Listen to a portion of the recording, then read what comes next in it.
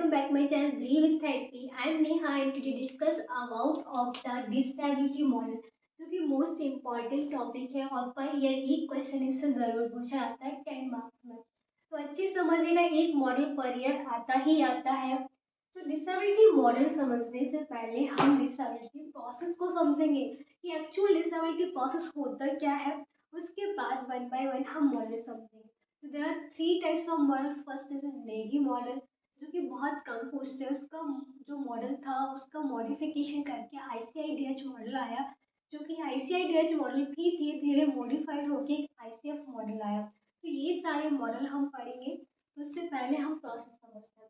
तो disability process, disability actual means होता है क्या, मीन्स कोई पर्सन है जिसकी एबिलिटी लैक ऑफ एबिलिटी हो जाए कोई फंक्शन करने की, means disability. Disability means lack and ability of the उसके फंक्शन, उसकी एक्टिविटी, उसके टास्क, जितने सारे टास्क एक्टिविटी है उसमें कुछ प्रॉब्लम आ जाए, रिस्ट्रिक्शन आ जाए, लिमिटेशन आ जाए, लैक ऑफ एबिलिटी हो जाए, तो उसे हम बोलते हैं डिसेबिलिटी।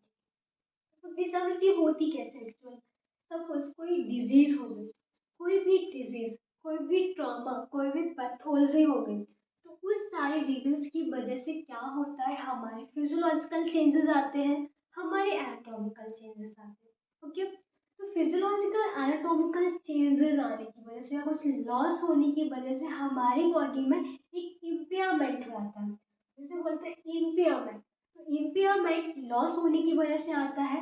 अब उस इम्पेयरमेंट की वजह से हमारे जितने सारे फंक्शंस थे, जितनी सारी एक्टिविटी थी, पार्टिसिपेशन था, वो सब का सब क्या हुआ, लिमिटेड हो गया। हम उसे अच्छे से नहीं कर पाए क्योंकि हमारी बॉडी में कुछ इम्पेयरमेंट है। अब उस लिमिटेशन से क्या हुआ कि हमारे सारे फंक्शंस हैं वो लॉस हो गए, सारी एक्टिविटी है वो लॉस हो गई। तो उससे होता है डिसेबिलिटी। डिसेबिलिटी, जब पर्सन डिसेबल्ड पर्सन हो जाता है धीरे धीरे वो पर्सन हैंडीकैप्ड हो जाता है। हैंडीकैप्ड मीन्स उस पर्सन के लिए एक उसकी लाइफ का एक डिसएडवांटेज हो गया, एक ड्रॉबैक हो गया सोसाइटी के लेवल पे। अब वो फिर से जो अपनी लाइफ जो पहले चल रही थी उस टाइप से नहीं रह सकता है। उसे किसी मोबिलिटी के लिए किसी एड्स, किसी का सपोर्ट्स की जरूरत पड़ती है। अब ये पर्सन जो हैंडीकैप्ड है वो किसी दूसरे पर्सन पे डिपेंडेंट हो गया। ओके, तो ये हो गया हेडिंग। तो ये हमारी पूरी डिसेबिलिटी प्रोसेस है। अब समझते हैं वन बाय वन सारे प्रोसेस को। तो डिजीज, डिजीज जैसे कि आप समझते ही हैं हमारी बॉडी में कुछ भी चेंजेस आना, कुछ भी पैथोलॉजिकल चेंजेस आना जिसे हम बोलते हैं डिजीज। अब डिजीज में कुछ भी हो सकता है, अर्थराइटिस हो गया या एनी टाइप ऑफ, मीन्स हम लोग फिजियो के स्टूडेंट हैं तो हम लोग अर्थराइटिस मीन्स बॉडी से रिलेटेड, जॉइंट से रिलेटेड डिजीज पढ़ेंगे। ओके, फॉर एग्जाम्पल समझते हैं कि पर्सन को अर्थराइटिस हुआ। ओके, तो वो क्या होगा, एक टाइप से डिजीज हो गई इस पर्सन को। ये जरूरी नहीं है कि डिजीज ही हो, यहाँ पे कुछ ट्रॉमा भी हो सकता है, कुछ इन्फेक्शंस भी हो सकते हैं, कुछ भी हो सकता है जो कि हमारी बॉडी को डिजीज कॉज कर रहा है। ओके, अब कोई ट्रॉमा या कोई एक्सीडेंट हो गया, ओके, तो उससे हम हमारी अर्थराइटिस हुआ सपोज करते हैं, तो उससे क्या हुआ, इम्पेयरमेंट क्या है, हमारे जो जॉइंट है उसके फंक्शन जो लूज होने लगे, जॉइंट धीरे धीरे लूज होने लगे, वीकनेस होने लगी, हमारे जॉइंट के अराउंड की जो मसल्स है उससे इम्पेयरमेंट हो गया। एंड धीरे धीरे फंक्शनल लिमिटेशन क्या हुआ कि वो पर्सन फिर से मोबिलिटी नहीं कर सकता है, फिर से वेट वेट नहीं कर सकता, उसे पेन होगा। तो फंक्शनल लिमिटेशन की वजह से पर्सन में डिसेबिलिटी क्या आई, जब उसे मोबिलिटी नहीं कर पाया, सारे टास्क सारी एक्टिविटी में लॉस हो गई। अब धीरे धीरे वो पर्सन क्या हो गया, हैंडीकैप मीन्स उसे एक व्हील चेयर का या वॉकर का यूज करके उसका सपोर्ट लेके उसे मूवमेंट्स करने कर पा रहा है, ट्रैवल कर पा रहा है, तो वो हो गया हैंडीकैप। एक और एग्जाम्पल से समझते हैं हम। जैसे कोई पर्सन है जिसका रोड ट्रैफिक एक्सीडेंट हुआ, ओके, तो रोड ट्रैफिक एक्सीडेंट क्या हो गया, यहाँ पे ये कॉज कर रहा है किससे, ट्रॉमा से। ओके, तो एक ट्रॉमा होने की वजह से अब वो क्या हुआ कि सपोज उसकी knees joint below to the knee, इस टिबिया बोन पे उसे फ्रैक्चर हुआ। फ्रैक्चर हुआ, वो बहुत हाईली वेस्कुलराइज्ड फ्रैक्चर हो गया। वहाँ पे बहुत ज़्यादा मीन्स अल्सर या उसके जो वेसल्स थी, ब्लड वेसल्स थी, वो डैमेज हो गए। बोन भी एक बहुत ज़्यादा उसके फ्रेगमेंट मीन्स कॉम्प्लिकेटेड फ्रैक्चर हुआ।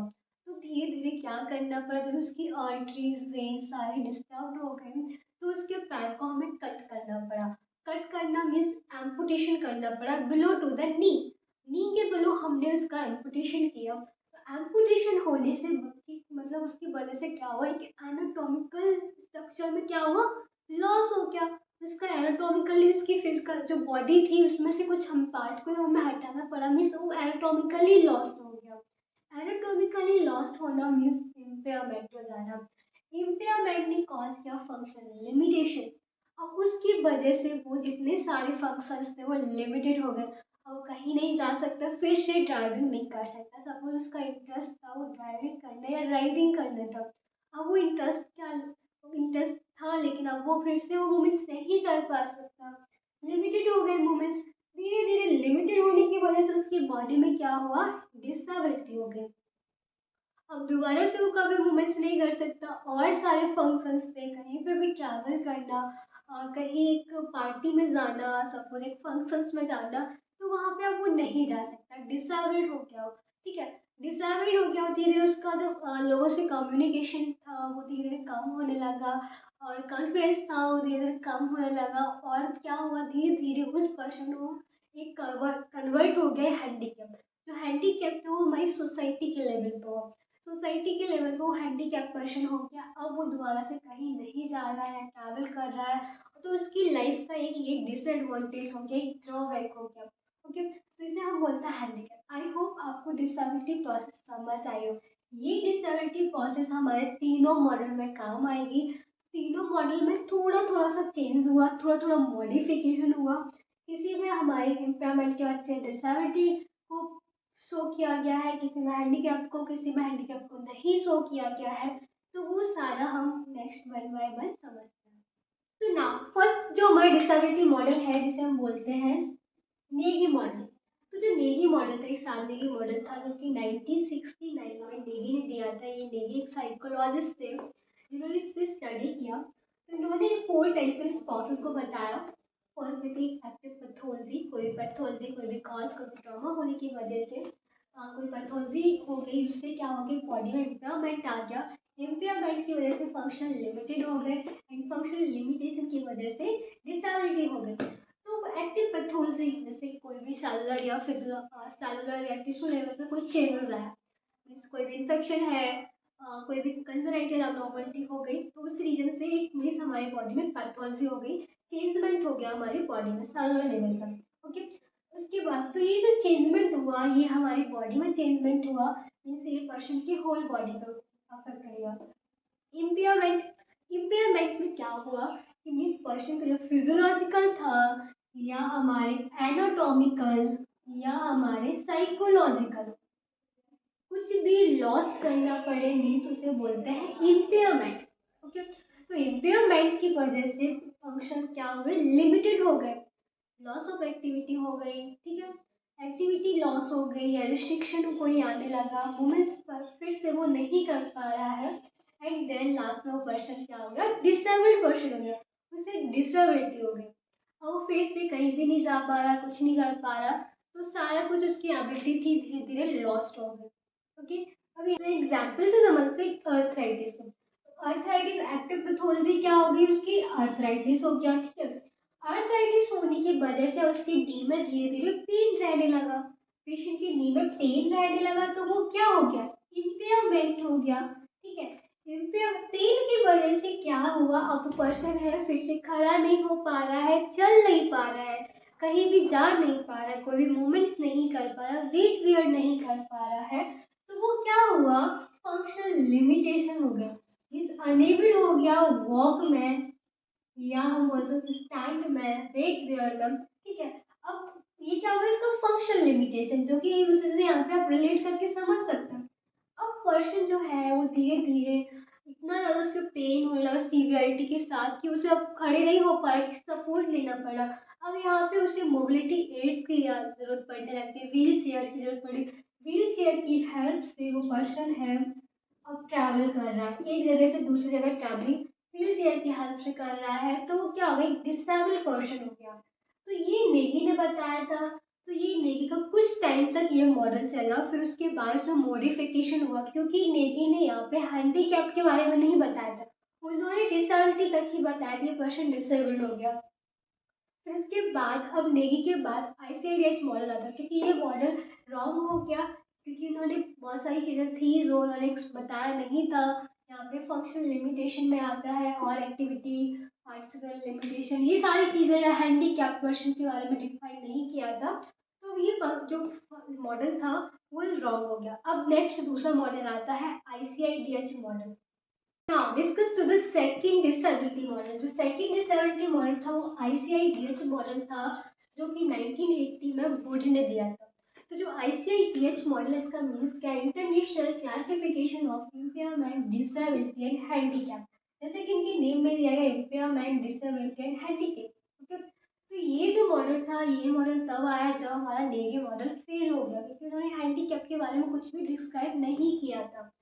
तो उन्होंने क्या बताया कि पर्सन है, कोई भी पैथोलॉजी हो गई, कोई भी ट्रॉमा हो गया, कोई भी डिजीज हो गई, इन्फेक्शन हो गया, उसकी वजह से इम्पेयरमेंट आता है, मीन्स उसके लॉस ऑफ सेंसेशन हो गया, एनाटॉमिकल लॉस हो गया, फिजियोलॉजिकल लॉस हो गया, साइकोलॉजिकली कुछ लॉस हो गया, उसकी मेमोरी लॉस हो गई, या मेंटल रिटार्ड पर्सन हो गया, कोई बॉडी का स्ट्रक्चर है वो लॉस करना पड़ा, सपोज एम्पुटेशन करना पड़ा, फिजियोलॉजिकल लॉस हो गया, मीन्स सपोज विजन लॉस हो गया, हियरिंग लॉस हो गया, तो ये फिजियोलॉजिकल चेंजेस हो गए। तो इन सारे रीजंस की वजह से इम्पेयरमेंट आ गया बॉडी में। इम्पेयरमेंट आने की वजह से हमारी जो एबिलिटी थी धीरे धीरे लैक ऑफ एबिलिटी हो गई, फंक्शंस नहीं हो पा रहे, रिस्ट्रिक्शन आ गया, मूवमेंट्स में रिस्ट्रिक्शन आ गया, लिमिटेशन आ गया हमारी एक्टिविटी में, हम कोई भी टास्क को कंप्लीट नहीं कर पा रहे हैं, तो वो हमारा डिसेबिलिटी हो गया।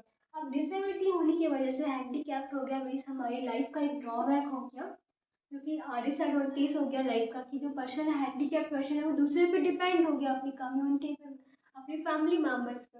ओके, तो ये डिसएडवांटेज है लाइफ का, जो कि एक पर्सन को बहुत ज़्यादा डिप्रेस कर सकता है, क्योंकि वो सपोज करते कोई जो पर्सन है हैंडीकैप पर्सन हुआ है, वो अपनी फैमिली का ओनली वन पर्सन ऐसा था जो कि सर्विस कर रहा था, उस पे ही डिपेंड थी उसकी फैमिली, बट अब उसका एक्सीडेंट या लॉस्ट हो गया, एपोल्यूशन हो गया, डिसेबिलिटी हो गई, अब वो जो पूरा फैमिली का इतना सारा वो सपोर्ट कर रहा था वो नहीं कर पाएगा, वो खुद एक बर्डन की तरह अपनी फैमिली पे हो गया। तो इससे क्या होता है, लोग बहुत ज़्यादा सोसाइटी लेवल पे मेंटली बहुत ज़्यादा डिप्रेस हो जाते हैं। ठीक है, हैंडीकैप्ड हमारे जो भी पर्सन है उसमें काम करने की एबिलिटी होती है, बट उसको जो सोसाइटी है वो उसे हैंडीकैप्ड बनाती है। तो जो पैथोलॉजी है, आई होप आप समझ गए होंगे यहाँ तक। जैसे सपोज एक एग्जांपल लेते हैं, कोई पर्सन है, एक पर्सन है 40 ईयर्स की फीमेल है जिसे लेप्रोसी हुआ है। तो लेप्रोसी क्या हुआ, उसका एक पैथोलॉजी हो गई। ठीक है, पैथोलॉजी हो गई। अब उस लेप्रोसी की वजह से उसके सेंसेशन है लॉस हो गए, उसकी जो टिश्यूज थे उनमें लॉस होने लगा, धीरे धीरे उसकी सेल्स धीरे धीरे डेड होने लगी। तो जो टिश्यूज थे वो डेड होने लगे। ठीक है, टिश्यू डेड होने लगे तो क्या हो गया, उस पर्सन के लिए इम्पेयरमेंट हो गया, कुछ लॉस्ट हो रहा है उसकी बॉडी में। ठीक है, अब टिश्यू डेड होने की वजह से क्या हुआ, उसके सेंसेशन थे वो लॉस्ट होने लगे, फंक्शन धीरे धीरे लॉस्ट होने लगे, स्किल्स थी वो धीरे धीरे खत्म होने लगी। क्योंकि सपोज करते हैं हैंड में लेप्रोसी हुई, तो हैंड के जितने सारे मूवमेंट्स थे, हैंड से जो हम मूवमेंट्स कर रहे थे, ग्रिपिंग जो भी एक्स्ट्रा स्किल्स थी पर्सन की, सपोज वो वोमेन से टाइपराइटर थी या कुछ सिंगिंग सिंगर थी, गिटार बजा रही, तो उसके फिंगर्स के फाइन मूवमेंट्स थे वो धीरे धीरे लॉस्ट होने लगे, जिससे कि उस पर्सन की जो फंक्शन करने की एबिलिटी थी वो धीरे धीरे डिसेबल होने लगा। ठीक है, तो लॉस ऑफ फंक्शन हो गए या सेंसेशन लॉस हो गया, तो ये क्या हुआ, इसकी डिसेबिलिटी हो गई। अब इसकी वजह से उस पर्सन को क्या करना पड़ रहा है, मीन्स हैंडीकैप कब बोलेंगे कि अब वो कम्युनिटी में किसी से नहीं मिल पाया, उसका जो भी एक्टिविटी थी, सपोज उसका फाइन गिटार बजाती थी, तो उसका जो पूरा जो एक्टिविटी थी, उसका इंटरेस्ट था गिटार बजाना, सिंगिंग करना, तो वो फाइन मोमेंट्स नहीं कर पा रही अपने, तो कम्युनिकेशन स्किल्स था वो धीरे धीरे कम होता जा रहा, लोगों से मिलना। और क्या हुआ कि वो एक धीरे धीरे डिप्रेस हो जाए, क्योंकि वो खुद दूसरों पे डिपेंड हो गए। ठीक है, तो दूसरों पे डिपेंड होना और उसकी जो एक्टिविटी थी या डिसएडवांटेज हो गया लाइफ का। ठीक है, तो ये हो गई हैंडीकैप। तो अब आई होप आप यहाँ समझ गए होंगे कि जो इम्पेयरमेंट होता है वो हमारी एक ऑर्गन लेवल पे होता है, या आप बोल सकते हैं हमारे बॉडी के लेवल पे होता है। ठीक है, ये किसी भी एक ऑर्गन से। डिसेबिलिटी हो गई जो कि हमारे इंडिविजुअली फंक्शनल लेवल पे होता है। Functional level. ओके, तो जो हैंडीकैप्ड होता है वो सोसाइटी लेवल पे होता है। तो आई होप आप आईसीआईडीएच मॉडल को समझ गए होंगे। तो आईसीआईडीएच मॉडल जो था दो टाइप से बना था, एक फर्स्ट मॉडल, एक हमारा सेकंड मॉडल। जो सेकंड आईसीआईडीएच मॉडल था वो हमारा 2001 में आया था। ये जो मॉडल है वो इसलिए फेल हो गया कि इन्होंने यहाँ पे बताया कि ओनली हम डिजीज ही रिस्पॉन्सिबल होती है कि हम हैंडीकैप पर्सन के लिए। बट इन्होंने कोई डिजीज या ट्रॉमा ही रिस्पॉन्सिबल, पर इन्होंने ये नहीं बताया कि हमारे इन्वायरमेंटल फैक्टर्स जो है वो भी तो हमारे रिस्पॉन्सिबल होते हैं हमारी बॉडी में इम्पेयरमेंट लाने के लिए। तो उन्होंने यहाँ पे ये चीज़ मिस कर दी, इसलिए ये जो मॉडल था वो फेल हो गया। उसके बाद आईसीआईडीएस सेकंड मॉडल आया। जो आईसीडी सेकंड मॉडल है डब्ल्यूएचओ ने इसे डिफाइन फिर से मॉडिफाइड किया, जिसे हमने नाम दिया आईसीएफ मॉडल। जो आईसीएफ मॉडल है वो 2001 में आया, जो कि इंटरनेशनली मेथड मॉडल है, जो कि आज भी है अप्लाई हो रहा है। Now discuss about the third disability model is called as a ICF model, जो कि 2001 में आया था, जिसमें कि इसका मीन्स होता है international classification of functional disability and health. तो फंक्शनल डिसेबिलिटी एंड हेल्थ के रिलेटेड पे है, और इतने सारे हमारे हेल्थ और हेल्थ से रिलेटेड कंपोनेंट्स थे उसके बारे में डिटेल में बताया गया। और ये जो मॉडल है ये हमारे आईसीआईडीएच मॉडल का ही एक मॉडिफिकेशन है, जो कि 2001 में आया। उसमें क्या था कि उसमें उन्होंने जो इन्वायरमेंटल फैक्टर था उसके बारे में कुछ भी बताया नहीं था, डिस्क्राइब नहीं किया था, तो इसलिए वो मॉडल फेल हो गया और आईसीएफ मॉडल आया, जिसे आईसीआईडीएच सेकंड मॉडल भी बोलते हैं। तो ये जो मॉडल था इसमें टू टाइप के फैक्टर्स दिए गए, जो कि हमारे हेल्थ से रिलेटेड फैक्टर थे। एक टाइप का ये हमारी बॉडी का जो पूरा मेजर आउटकम होता है, इस मेजर फ्रेमवर्क की तरह ये काम करता है, क्योंकि हमारे फंक्शंस पे हमारी डिसेबिलिटी के बारे में डिस्क्राइब करता है। तो ये जो मॉडल है इसके टू पार्ट्स थे। जो फर्स्ट पार्ट था वो हमारी बॉडी की डिसेबिलिटी, फंक्शन एंड डिसेबिलिटी से था। सेकंड पार्ट था वो हमारे कंटेक्चुअल फैक्टर थे। तो फंक्शन डिसेबिलिटी में जो हमारे टू पार्ट्स फिर से डिवाइड किए गए थे टू पार्ट्स में, जो कि फर्स्ट था हमारे body structure and body function, and second जो था हमारा एक्टिविटी पार्टिसिपेशन एंड लिमिटेशन। तो इसके बारे में ये हमारे आईसीएफ ने बताया था, मीन्स बॉडी के स्ट्रक्चर पे और फंक्शंस पे और इसमें एक्टिविटी के लिमिटेशन पर। ठीक है, second is a contextual factor. जो कंटेक्चुअल फैक्टर था वो भी टू टाइप से डिवाइड किया गया था। फर्स्ट हमारा इन्वायरमेंटल फैक्टर, सेकंड हमारा पर्सनल लेवल फैक्टर। ओके, तो ये जो फैक्टर थे आईसीएम मॉडल में मॉडिफाइड होके आया। तो जो हमारा आईसीएम मॉडल था उसमें बहुत सारे कंपोनेंट्स दिए गए थे हमारी बॉडी के। उसके बाद कुछ कंपोनेंट्स आए आईसीएम मॉडल में, जो कि 12 कंपोनेंट्स थे, जो कि एक दूसरे से कोरिलेट कर रहे थे। तो अभी तक हम 4 या 5 कंपोनेंट्स पढ़ते हुए आए। यहाँ पे हम पढ़ते हैं आईसीएम में 12 कंपोनेंट्स, जिसमें कि बहुत सारे कंपोनेंट्स हैं। डिसेबिलिटी है, फंक्शनिंग है, body structure, body function, participation, activity participation, limitation, activity limitation, participation, restriction, कुछ कंटेक्चुअल फैक्टर है, कुछ हमारे इन्वायरमेंटल फैक्टर, पर्सनल फैक्टर। तो बहुत सारे हम फैक्टर्स इसमें पढ़ते हैं। इस 12 फैक्टर है जो कि कंपोनेंट्स है हमारे आईसीएम मॉडल के। अब उसके बाद हम इसका जो आईसीएम मॉडल का मीन्स क्या है ये समझते हैं। तो ये हेल्थ कंडीशन है, कोई भी डिजीज है, कोई भी ट्रॉमा है, कुछ भी डिजीज हो गई, ट्रॉमा हो गया, इन्फेक्शन हो गया, या कोई भी हमारी कंजनेटल डिफॉर्मिटी हो, ठीक है, जो कि हेल्थ कंडीशन बताया गया था आईसीआईडीएच मॉडल में। आईसीडीएच मॉडल ही हमारी body function and body structures को भी बता रहा था। यहाँ पे भी वही सेम, मीन्स हमारे जो बॉडी का फंक्शंस, बॉडी का स्ट्रक्चर, बॉडी का फंक्शन और स्ट्रक्चर क्या होगी, मीन्स इसमें क्या होगा, जब कोई चेंजमेंट आएगा तो हमारी बॉडी में क्या होगा, इम्पेयरमेंट होगा। मीन्स हमारे फिजियोलॉजिकल, साइकोलॉजिकली या हमारे एनाटॉमिकली कुछ लॉस होता है, तो ये क्या होता है, एक इम्पेयरमेंट। ठीक है, तो ये इम्पेयरमेंट हो गया ओवरऑल।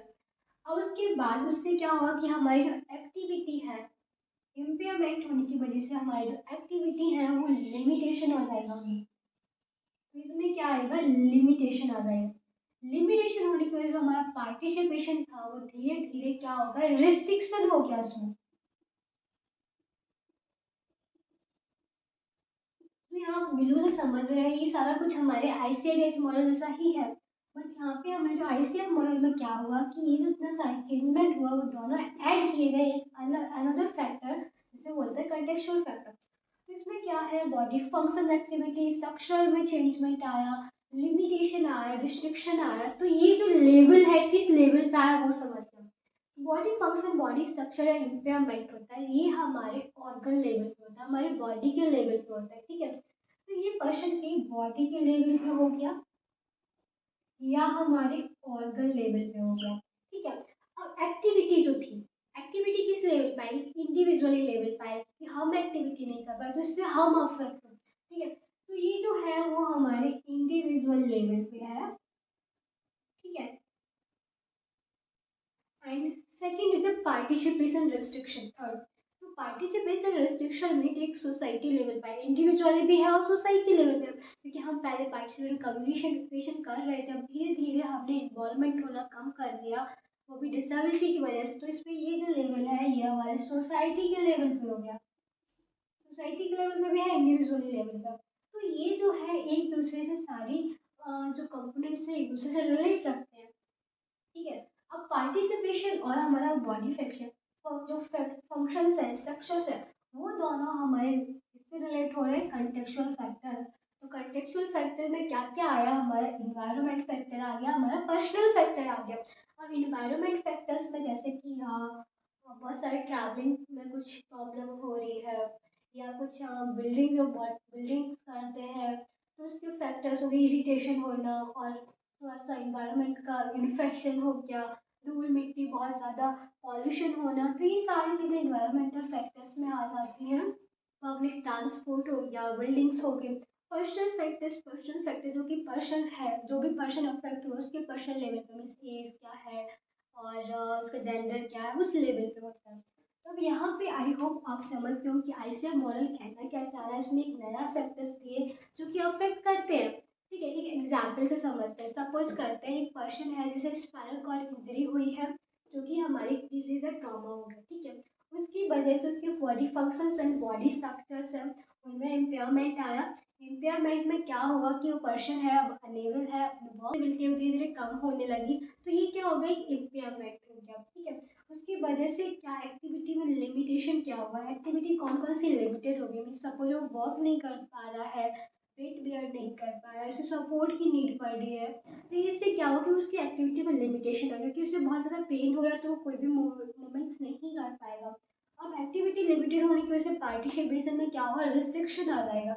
अब वो फिर से कहीं जो उसका मीन्स उसका जो सर्विस थी वो जो जॉब कर रहा था, सिटिंग पोस्टर की जॉब थी उसकी, एक जो जॉब कर रहा था वो जॉब नहीं कर पाएगा क्योंकि वो बैठ नहीं पाएगा, ठीक है। और ना ही कोई वो सपोर्ट मतलब उसे सपोर्ट की नीड पड़ेगी, ना वो बैठ पा रहा है, जो भी ट्रैवलिंग था वो भी नहीं कर पा रहा है, जो भी उसकी सर्विस थी वो भी नहीं कर पा रहा है। तो पार्टिसिपेशन रिस्ट्रिक्शन हो गया, ठीक। अब रिस्ट्रिक्शन, अब इसमें क्या हुआ, कुछ उसके फैक्टर्स हो गए। अब उसे और फैक्टर्स अनदर फैक्टर्स है वो भी और उससे ज़्यादा एक अफेक्ट कर रहा है। इन्वायरमेंटल फैक्टर, इन्वायरमेंटल फैक्टर में आता है ट्रैवलिंग का। जो हमारा ट्रैवलिंग नहीं कर पा रहा वो पर्सन कैसे वो वहाँ तक ट्रैवल करेगा। ट्रैवलिंग में क्या आता है कि बहुत सारा से एक नीड चाहिए, एक रिक्वायरमेंट होती है कि कोई वहाँ से उसके घर से लेके उसके ऑफिस तक कोई उसे ले जाने वाला हो। तो ट्रैवलिंग भी बहुत ज़्यादा इसका एक मेन इन्वायरमेंटल फैक्टर होता है। पब्लिक ट्रांसपोर्ट में क्या होगा, जो पर्सन है सपोज वो अफेक्टेड हुआ, उसके पास खुद का पर्सनली कोई ट्रैवलिंग का ट्रांसपोर्ट का कोई भी मोबिलिटी नहीं है, सपोज ना उसके पास कोई कार है ना बाइक है कुछ नहीं है, तो उसे पब्लिक ट्रांसपोर्ट का हेल्प लेना पड़ेगा। अब ट्रांसपोर्टिंग तो वो अब पहले से ही डिसेबल है, उसे बहुत ज़्यादा प्रॉब्लम हो रही है, पेन हो रहा है, तो क्या आप समझ सकते हो क्या वो पब्लिक ट्रांसपोर्ट कर पाएगा, नहीं कर पाएगा ना। तो ट्रांसपोर्ट नहीं कर पाएगा तो ट्रांसपोर्टिंग क्या हो गया, एक इन्वायरमेंटल फैक्टर हो गया उसका। And next is personal factor, personal factor में क्या होता है कि सपोज जो पर्सन है उसकी एज है 25 ईयर्स ओल्ड, मेल पेशेंट है, 25 ईयर ओल्ड पेशेंट है। और इसका जो मेन काम था मीन्स वो जो पर्सन था वो ओनली ऐसा पर्सन था जो अपनी अपने पूरी फैमिली का पूरा जो ध्यान ध्यान दे रहा था, एक इकोनॉमिक सपोर्ट दे रहा था। वो खुद पर्सन ही अफेक्ट हो गया है। उसकी फैमिली वाले कैसे, फैमिली मेम्बर पर एक तरह से बर्डन हो गया, अब कैसे एम्प्लॉयमेंट पर्सन नहीं है, तो इसलिए हम उसका पर्सनल फैक्टर भी बहुत ज़्यादा अफेक्ट होता है। उसकी फैमिली मेम्बर्स हो गया तो वो भी बहुत ज़्यादा अफेक्ट होते हैं इस चीज़ से। तो इसे हम पूरा ये हो गया। आई होप आप यहाँ तक समझ गए होंगे। आपको कोई भी नोट्स चाहिए है या कुछ इसके डिटेल में चाहिए तो हम डिटेल में वीडियो एक पहले बना चुके हैं, प्रीवियस वीडियो जाके आप देख सकते हैं। तो वीडियो आपके लिए हेल्पफुल रहा तो प्लीज़ वीडियो को लाइक करें, चैनल को सब्सक्राइब करें। कोई भी क्वेरी होती है तो कमेंट बॉक्स में कमेंट करके ज़रूर पूछें और बताएगा नेक्स्ट टॉपिक हम आपको क्या बताएं। ओके।